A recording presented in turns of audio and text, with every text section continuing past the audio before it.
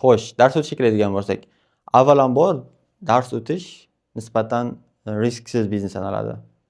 Ya'ni, agar siz savdo qilayotgan bo'lsangiz, trading bo'ladimi yoki bozorga chiqib savdo qiladigan bo'lsangiz, bu risk. Nima risk? Ya'ni olgan mahsulotingiz sotilmay qoladigan bo'lsa, aynib qolishi mumkin, zarar qilib qo'yishingiz mumkin, arzonga berib qo'yishingiz mumkin yoki boshqa bozorlarda ham mana shunaqa. Ya'ni haqiqiy bozorga kiradigan bo'lsangiz, siz foyda qilishingiz mumkin, zarar qilishingiz mumkin.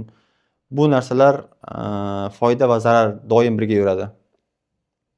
Lekin dars o'tayotganingizda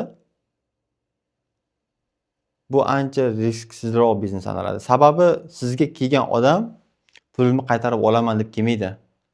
Buni bilimini o'rganishim kerak, mana shunaqa natijaga erishishim kerak, mana pul topishim kerak degan umid, maqsadlarda kelgan bo'ladi. Va hozirgi kunda dars o'tishda ham ancha ketma-ket yangi mexanizmlar paydo bo'lib boryapti Forexda. Ya'ni qanaqa? Hozirgi kunda O'zbekistonda kredit olish ancha osonlashib boryapti. Kreditga mashina olish, kreditga nimalardir olish ancha osonlashib boryapti. Va buni o'sha forexchilarimiz juda ham idealni amalga oshirishyapti. Ya'ni qanaqa? Tasavvur qiling, sizda $5000 yoki nimadir sotib $10,000 pul qildingiz. $10,000 pulingiz bor. Endi siz o'zingizni trader deb tanishtirsangiz bo'ladi. Ijtimoiy tarmoqda ozroq yuritasiz. Va ikkita ssenariy bo'ladi. Birinchisi, kreditga mashina olib kelasizda. Men savdolarim orqasida men bunaqa mashina oldim, men bunga erishdim. Oylikka ishlab bunaqa mashina olib bo'lmaydi. Hayot qiyin, yana qanaqadir motivatsiyali gaplar berib, targit o'qishni boshlaysiz va o'quvchi chaqirishni boshlaysiz. Yoki ikkinchi variant, hozir yana ham ommalashayotgan variant. O'zingizga o'zingiz challenge qo'yasiz, hech kim so'ramasa ham. Xuddi siz odamlarga nimadir isbotlab berishingiz kerakdek. Ya'ni $100 bilan, $1000 bilan, $500 bilan, qanchadir summa bilan $100,000 qilishingiz haqida gapirasiz. 500,000 yoki $50,000 qilishingiz haqida gapirasiz. U mashina olingan bo'ladi o'zi. Ya'ni kreditga u mashinani olib olgansiz, faqat o'sha challengingiz tugaguncha turish kerak bo'ladi va o'shandan keyin olib chiqasiz. Va qarabsizki, sizda mashina bor, sizda ishonsa bo'ladigan istoriya bor, ya'ni hikoya bor. Siz muvaffaqiyatga erishgan odam sanalasiz. Va aytganimizdek, agressiv target yoqiladi. Agar siz ham bu bilimlarni o'rganmoqchi bo'lsangiz, menga qo'shiling. Qachongacha oylikdan oylikka ishlab yashab bermoqchisiz, kreditga yashash qiyin yoki shunaqa yana aqlli gaplar gapirish boshlaysiz. Odamlarga qanday yashashni o'rgatishni boshlaysiz. Erkinlik qanaqa bo'lishi haqida gapirish boshlaysiz. Yoki ikkinchi variant, reklama qilmaysiz. Siz shunchaki o'z hayotingizni ijtimoiy tarmoqlarga qo'yib borasiz.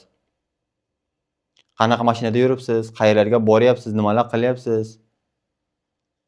Mana shularni qo'yib borasiz va ko'chada yurganda ham shunchaki yurmaysiz. Odamlar ko'p yuradigan joydan, yoshlar ko'proq boradigan joyga va yurganda ham shovqin-suron bilan gazni qattiqroq bosib, odamlar e'tiborini tortib yurishingiz kerak bo'ladi. Va mashinangizga ham qo'yishingiz kerak bo'ladi. Siz tradermisiz? Instagramnikingiz yoki nomeringiz. Chunki sizni mashinangizni ko'rgan odam, sizni topa olishi oson bo'lishi kerak. Kursingizga yozilishi oson bo'lishi kerak. Va ikkala holatda ham baribir o'quvchi keladi.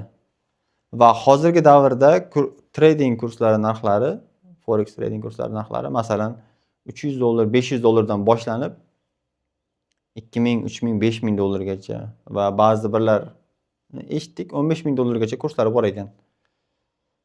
Xo'sh, bunaqa holatda 1 yilga qolar qolmas mashinangizni kreditini bemalol yopa olasiz. Agar o'sha hikoyangiz yaxshi ketadigan bo'lsa, 2-3 oyga qolmasdan yopib yuborishingiz mumkin. Va keyingi mashinaga harakat qilishingiz mumkin. Ya'ni yangi challenge'larga. Xo'sh, buni yaxshi tomoni bilasizmi? Siz o'rgatayotganda tufta o'rgating. Ya'ni hech narsa o'rgatmang deyarli. O'rgata olmang. Hech kim sizni ayblamaydi. Hech kim sizdan pulimni qaytarib ber demaydi deyarli. Nimaga? Chunki o'quvchi kelyapti, o'rganyapti. Sizda hech narsa yo'q. O'rgata olmayapsiz. Lekin kelyapti, ko'ryapti, yaxshi gaplarni gapiryapsiz, motivatsiya beryapsiz asosan. Va o'quvchingiz hech qanday natijaga erishmaydi. va erishmagan ekan nima deydi? Demak, men qila olmas ekanman. Menda bo'lmas ekan. O'qituvchi mana shu bilimlar orqali mana shu mashinani oldi-ku, mana shunaqa narsalarga erishdi-ku. Demak, menda bo'lmas ekan deb o'ylaydi.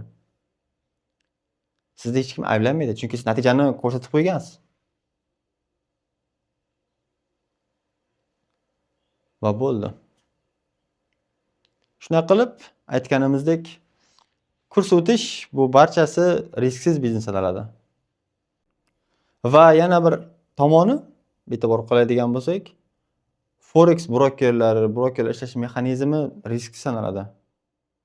Ya'ni ular hech qanaqa risk olmagan. A bookda ham, B bookda ham, hech qaysi modelda. Forexchilarimiz ham mana shunaqa. Dars o'tish risksiz. Lekin ular bizga faqat risk olish haqida, kattaroq risk ko'tarish haqida, srif qildingmi, nima qilibdi kattaroq risk ko'tarish kerak. Men 50 ming minus qilganman, 70 ming dollar minus qilganman, zarar qilganman. Ya'ni risk haqida gapirayotganlar o'zi risk olyaptimi? Qaysi qiladigan ishlari risk? Xo'sh, ya'ni forexchilarimizning eng katta topadigan daromadlaridan biri bu dars o'tish. Lekin hozirda undan ham kattaroq yo'nalishda chiqib boryapti. Xo'sh, ikkinchi yo'nalishga kiradigan bo'lsak, bu